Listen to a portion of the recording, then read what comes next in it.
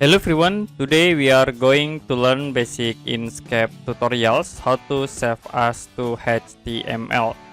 Okay, for example, in I will create for simple shape. We draw rectangle at this point, and you can add for the text object.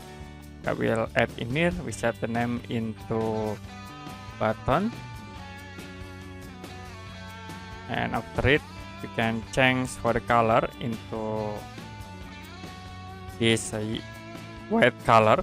We can move into this point. Okay, I will decrease again and move again to here. Now if you want to save as this canvas into HTML file, you can go to file menu, click on save as. To be sure for save as dialog box, and in here you can change for save as type into HTML. You also can set the names in it. If you done, you can click save. Now you can open the files. You can click at these icons, or you can move into destination folder. You can double click, and then it will be automatically open the Inkscape output files in HTML.